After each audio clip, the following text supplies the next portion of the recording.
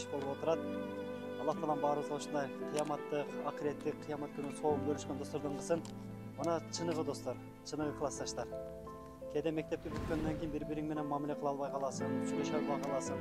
Бирок мектепти бүткөндөн кийин дагы ушундай бири-бириден кабар алып, чоңго дагы жашка дагы үлгү болуп аткан ушул эжелерибиз Аллах таалам ыраазы болсун. Урка эжебиздин классташ кыздары 45 000 акча алып келиптир. Аллах таалам ыраазы болсун, мал жан убактыңыздарга береке берсин, ибадатыңыздарга береке берсин, амалыңыздарга береке берсин. Аллах таалам силерге дагы жакшы жашоо берсин.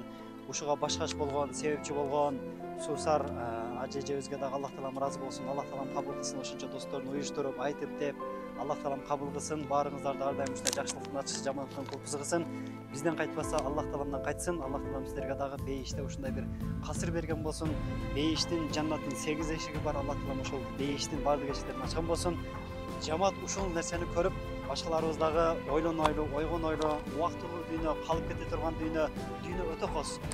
Алданып калбайлы. Ошол себептен акыретибизге дагы, акыретте дагы, дүйнөдө дагы бактылуу болушубузга себепчи боло турган ушундай амалдарды биз дагы үлгү алып кылайлы иншалла. Ассаламу алейкум ва рахматуллахи ва баракатух.